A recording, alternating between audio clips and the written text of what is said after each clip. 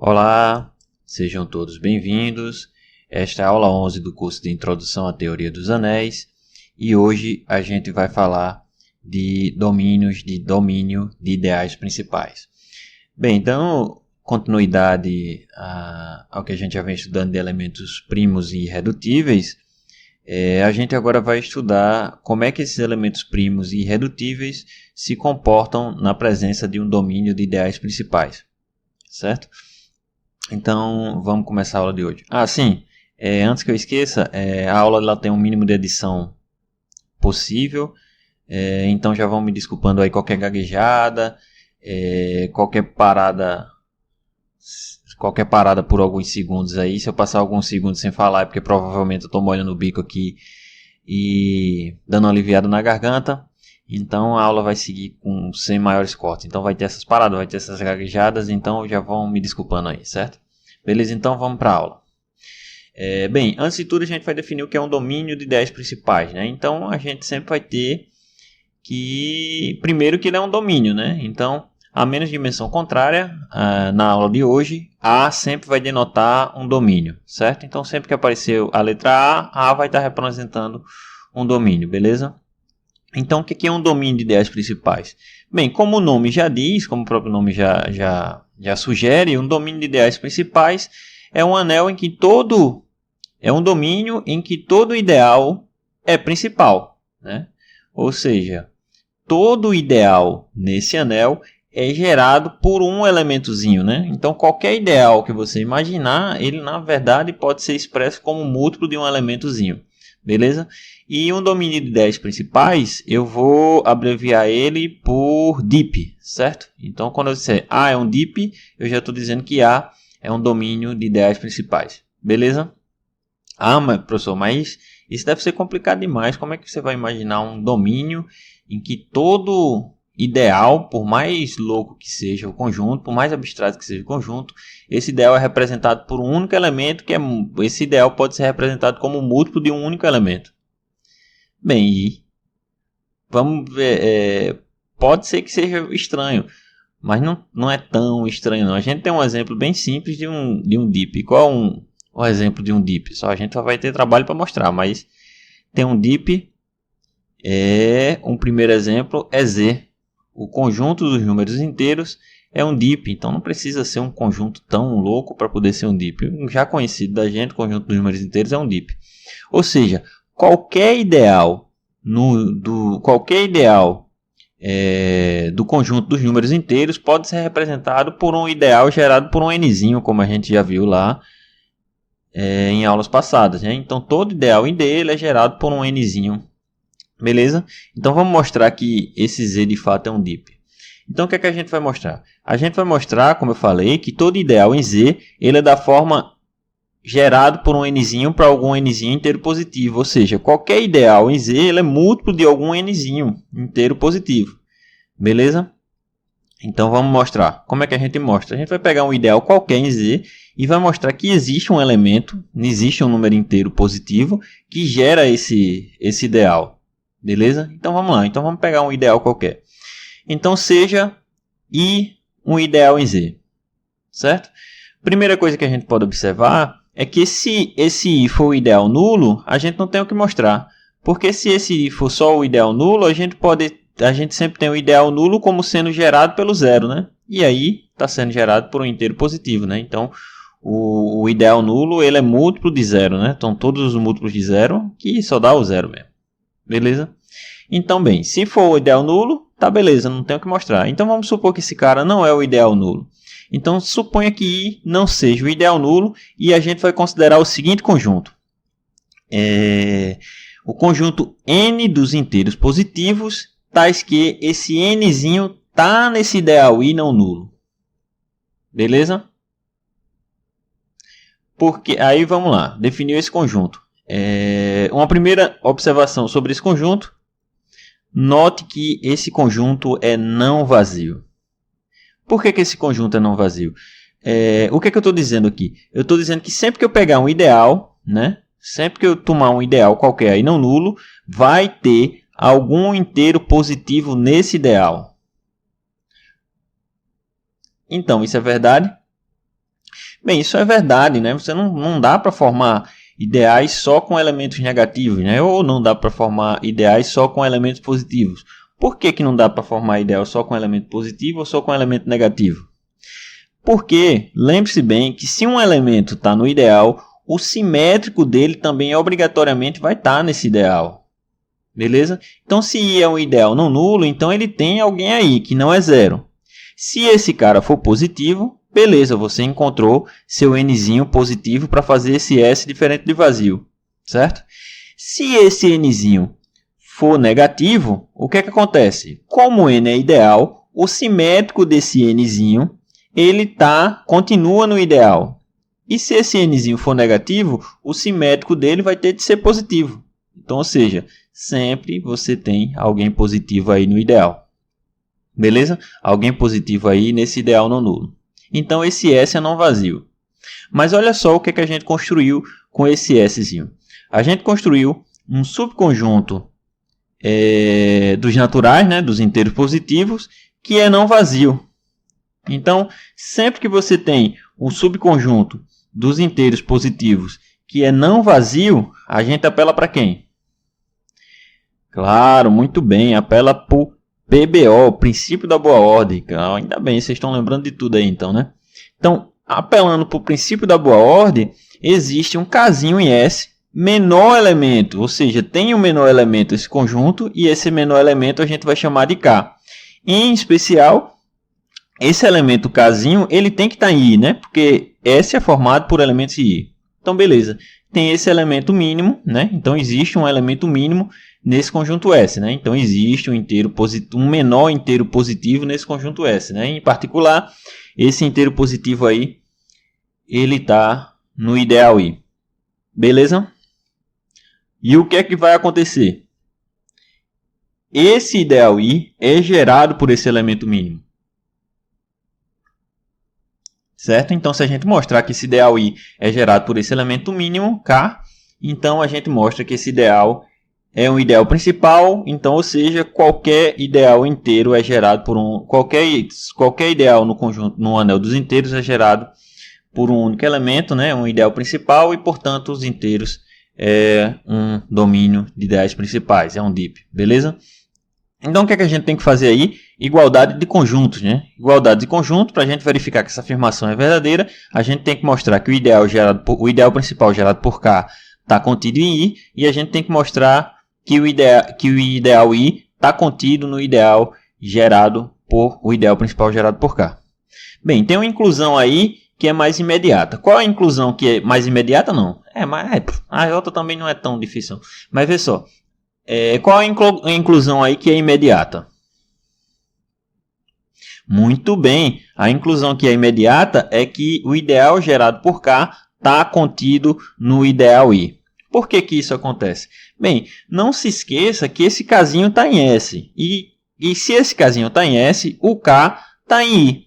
Se o K está em I e I é ideal, os múltiplos de K continuam em I. Então, ou seja, o ideal gerado por K está contido no ideal I. Beleza? Então, essa inclusão é imediata porque esse casinho por estar em S, ele automaticamente está em I. Então, como I é ideal, os múltiplos desse casinho, que é exatamente o ideal gerado por K, ele tem que estar contido em I. Beleza?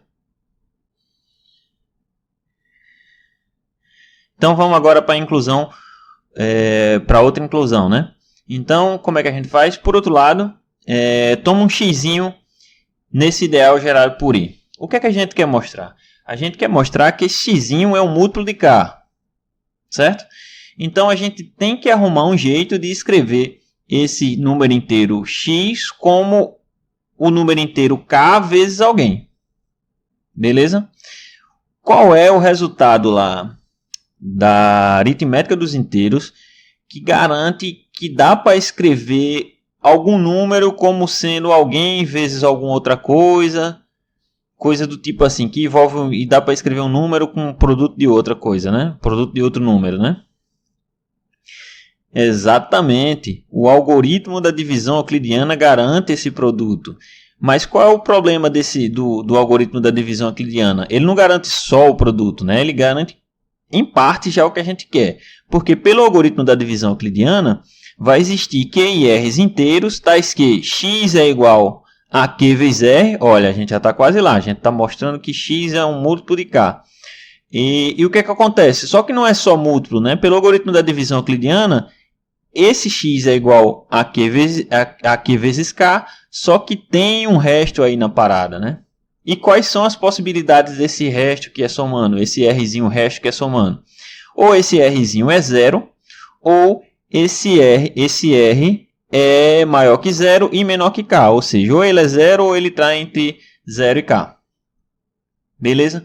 O que é interessante para que ocorra aqui para a gente e a gente matar aqui a questão? É que esse R seja zero, né? Então a gente tem que se virar para mostrar que esse R é zero. Então vamos supor que esse R é menor que K. Certo? Suponha que esse R é menor que K. Bem, se esse R for menor que K, a gente pode reescrever esse R como sendo quem? A gente vai reescrever esse R como sendo um x menos Q vezes K, ou seja, só passou o K para cá. Agora observa bem como é que a gente escreveu esse R. Esse R a gente escreveu como sendo x, e esse x está onde? Está no ideal I. E menos Q vezes o K. Onde é que está esse K? Bem, esse K também está no ideal I porque ele está em S. Então, o produto de Q vezes K, com certeza cai em I. Então, você escreveu R como sendo alguém que está em I, menos alguém que está em I. Então, qual é a implicação disso aí? Que isso tem que estar no ideal I, porque I é ideal. Então, ou seja, R é um número inteiro, positivo, que pertence a I.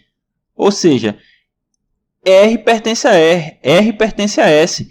O que contradiz a minimalidade de K, né? Porque você pegou um número menor que K, que também está em S. Não pode, porque K é o mínimo. Então, se acontecer isso daqui, isso contradiz a minimalidade de K. Se isso aqui está gerando uma contradição, é porque isso aqui não pode acontecer. E se isso aqui não acontece, obrigatoriamente, esse R tem que ser zero. Logo, esse R tem que ser zero e a gente consegue ver que x tem que ser escrito como Q vezes K. Ou seja, x tem que ser um múltiplo de K. Ou seja, x tem que estar em K. E se x está em I, olha o que a gente acabou de mostrar. A gente pegou um x que está em I e acabou de mostrar que o x está no ideal gerado por K. Ou seja, o I está contido no ideal gerado por K. Portanto, I é igual ao ideal gerado por K e Z é um domínio de ideais principais. Beleza? Então, todo o idealzinho de Z é gerado por um único elemento. Guarda essa informação e essa informação vai ser crucial para a gente fazer algumas observações sobre sobre o conjunto dos números inteiros. Beleza? Então, vamos lá. Uma vez a gente definido ideais principais, como eu falei no início da aula, vamos passar a estudar o comportamento de elementos primos e irredutíveis na presença do ideal principal. Beleza? A primeira coisa que a gente tem é esse resultado aqui. Seja um DIP e P um elemento irredutível, então o ideal gerado por esse elemento irredutível nos dá um ideal maximal. Beleza? Então aqui, ó, perceba que na aula passada, se a gente tiver num domínio qualquer, a gente não tem uma afirmação muito boa sobre elementos irredutíveis e ideais gerados por ele, né? Mas se eu tiver num DIP, eu garanto já que se um elemento é irredutível, então o ideal gerado por ele é o ideal maximal, né? Se vocês deram uma olhada no vídeo da aula passada, se tiver num domínio qualquer e um elemento irredutível, o que a gente garante? A gente garante que o ideal gerado por esse elemento irredutível, ele é máximo com respeito à inclusão na família de todos os ideais principais nesse domínio, né? Porque se a gente tiver num domínio, não necessariamente todo ideal é principal, né? Então, aqui a gente contorna aquele problema que tinha lá. Porque agora, se eu tiver num domínio de ideais principais, né? Então, um elemento irredutível gera um ideal maximal, certo? Então, um elemento irredutível dá origem a um ideal principal maximal.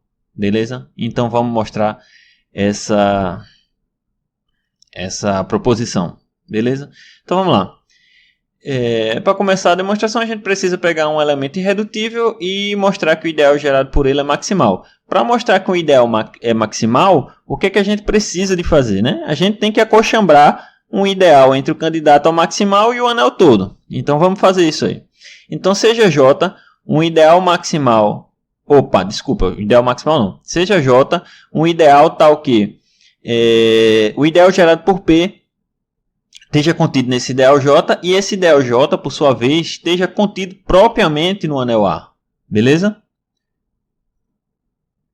Se eu estou já pondo aqui J contido propriamente no ideal A, o que é que eu tenho que mostrar? Bem, se ele já está contido propriamente, para esse ideal gerado por esse elemento irredutível ser maximal, a gente tem que se virar para mostrar que esses dois conjuntos aqui são iguais. Bem, essa inclusão a gente já tem, né? Então a gente só vai ter que buscar a outra inclusão, mostrar que J está contido aqui, certo?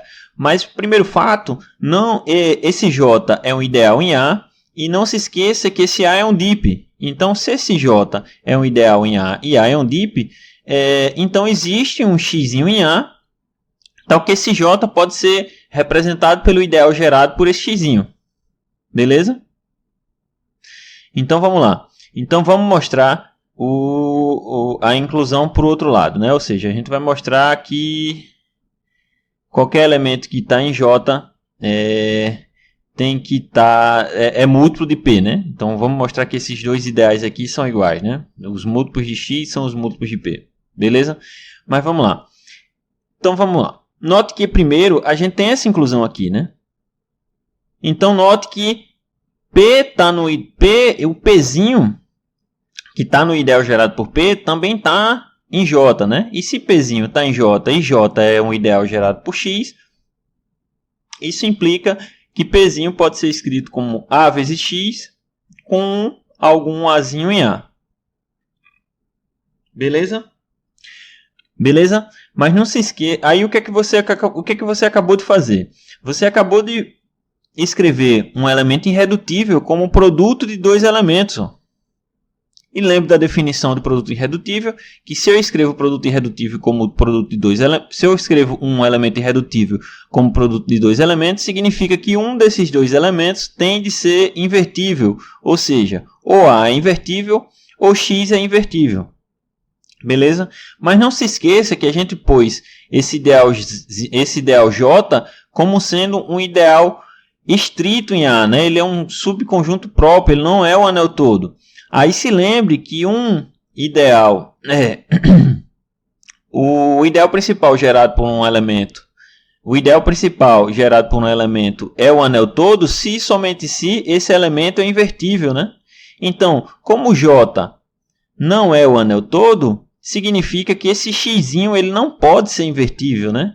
E se esse x ele não pode ser invertível, então nos resta que esse azinho aqui é que tem que ser invertível. Logo, esse azinho tem de ser invertível. Ou seja, se esse azinho é invertível, existe um A menos 1, né? Em A, tal que A vezes A menos 1 dá 1. Beleza? Então vamos voltar para essa expressão de P é igual a AX, né? Porque agora a gente sabe que esse A é invertível, né? Se esse A é invertível, eu posso multiplicar ambos os lados aqui por A menos 1. E aí a gente fica com A menos 1. P é igual a menos 1AX. Só que A menos 1A é 1. Então, ou seja, X ele é A menos 1P. Então, ou seja, X é um múltiplo de P, né? É P vezes alguém. O que implica que X está no ideal gerado por P. Se X está no ideal gerado por P, então todos os múltiplos de X pertencem ao ideal gerado por P. Então, o ideal principal gerado por X, que é J, está contido em P.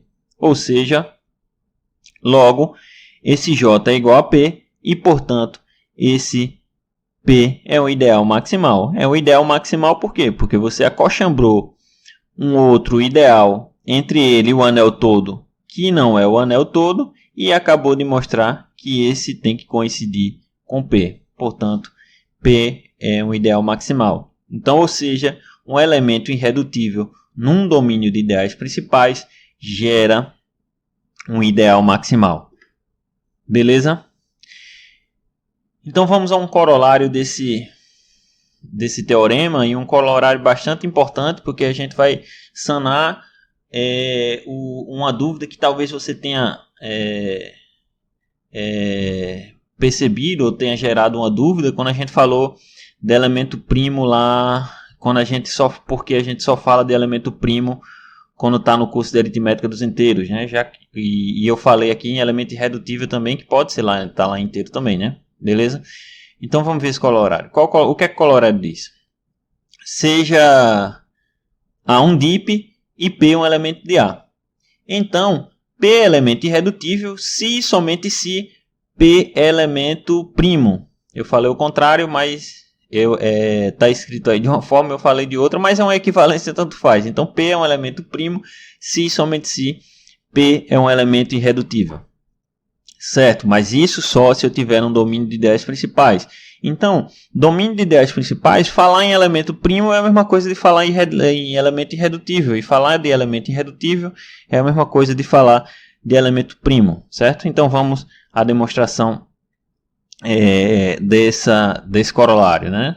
Bem, tem uma implicação aí que já é imediata e inclusive a gente já fez, né? Qual foi a implicação que a gente já fez? Muito bem, a gente já mostrou que de maneira geral, não precisa nem ser um DIP, que todo elemento primo é um elemento irredutível, né? Então, aí daqui desse corolário já está feito, certo? Então vamos fazer a volta. Bem, como é um corolário, é claro que a gente vai ter que usar o teorema anterior, a proposição anterior. Então vamos lá, vamos ver como é que a gente usa. Bem, reciprocamente, seja P um elemento irredutível, certo? Como A é um DIP, pela proposição anterior, a gente sabe que elemento irredutível gera um ideal maximal, certo? Então, o ideal gerado por P é o ideal maximal. Mas você tem que se lembrar, ou pelo menos deveria se lembrar, que todo ideal maximal é um ideal primo. Então, esse ideal gerado por P, que é o ideal maximal, ele também é o ideal primo. E aí você também deve se lembrar, né, que ideais primos vêm de elementos primos. Então, se esse ideal principal gerado por P é um ideal primo, significa que esse elemento que gera esse ideal P, esse ideal primo, é um elemento primo. E aí a gente tem o corolário demonstrado. Beleza? E esse corolário aqui já responde essa pergunta que eu disse que possivelmente você teria, né, quando a gente definiu o elemento irredutível e elemento primo, né? Então, no anel, Z é um anel claro, porque quando a gente fala lá em aritmética dos inteiros, ou quando está estudando inteiro, a gente só fala de elemento de número primo e não fala de número irredutível. Bem, porque no início da aula a gente viu que a Z é um DIP, né? Se Z é um DIP, elemento primo e irredutível é a mesma coisa. Então não faz sentido a gente criar uma teoria para elemento irredutível se elemento irredutível e primo são a mesma coisa, né? Z é um DIP, então todo elemento primo é irredutível e todo elemento irredutível é primo. Por isso que a gente não fala em elemento irredutível lá em Z quando está estudando a aritmética dos inteiros, né? Quando está fazendo toda aquela teoria, né, sobre a aritmética dos inteiros. Porque Z em particular é um DIP, então não faz sentido falar... Quer dizer... Não é que não faz sentido, é que são a mesma coisa. Primo e irredutível é a mesma coisa. Então, dando continuidade aqui e para a gente encerrar a aula de hoje, a gente vai ver essa seguinte observação. Qual é a observação? Que de uma maneira geral, se o ideal gerado por um elemento P, se o ideal principal gerado por um elemento P é um ideal maximal e esse Pzinho é um elemento não nulo, certo? Então, esse P é elemento irredutível. Beleza? Então, ideais principais, de uma maneira geral, ideais principais gerados por elementos ideais principais maximais, eles são... o o elemento que está gerando esse ideal principal é um elemento irredutível, certo? Então vamos ver que isso acontece de fato, né? Bem, de fato, é um argumento bem parecido com o que a gente fez aí com aquele corolário. Se esse ideal gerado por P é um ideal maximal, isso significa que esse ideal é o ideal primo, porque todo ideal maximal é o ideal primo. Bem, e se esse ideal é o ideal primo, esse elemento que está gerando o ideal primo, ele tem de ser um elemento primo. Bem, e a gente sabe que todo elemento primo é um elemento irredutível. Então, ou seja, esse P é um elemento irredutível. Certo, pessoal? Então, de maneira geral, pessoal, vale meio que uma recíproca também daquela proposição, né? Se o ideal principal gerado por um elemento é um ideal maximal, claro, com esse Pzinho não nulo, né? Porque de repente se eu estou no domínio, você pode ter zero como ideal maximal, né? Em corpos, por exemplo, zero é um ideal maximal, né? Então, se o ideal principal é maximal com esse elemento não nulo, então P é um elemento irredutível, né? Então, ideais principais maximais são gerados por elementos irredutíveis. A gente também vai usar isso bastante quando a gente for estudar anel de polinômios, né? Quando a gente for aplicar toda essa teoria que a gente está fazendo aqui a anéis de polinômios, certo?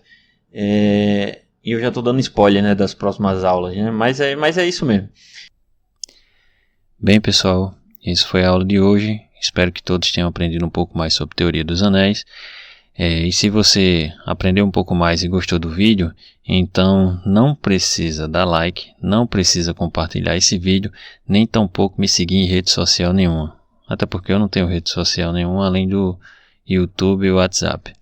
Bem, mas se você sente uma necessidade incontrolável, quase que incontrolável, de seguir alguém ou alguma coisa, siga o canal do Departamento de Matemática da UFRPE, certo? O canal é DM UFRPE e está na descrição do vídeo aí mais embaixo. Sigam lá é muito mais interessante do que seguir meu canal, porque essa aula estou fazendo agora durante esse período remoto, disponibilizando aqui, mas eu acho que provavelmente não vou fazer mais nada para esse canal além dessas aulas.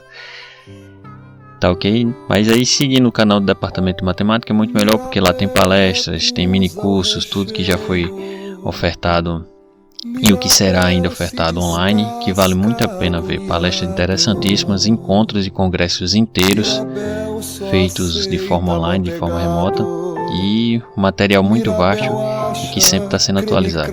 Então, se quiser seguir alguma coisa, segue lá o DM UFRPE. Bem, no mais, deixo agora com vocês as referências que eu uso para fazer essas aulas. Até a próxima. Para dar fim na agonia, para definir a merenda do dia, tolo fui eu.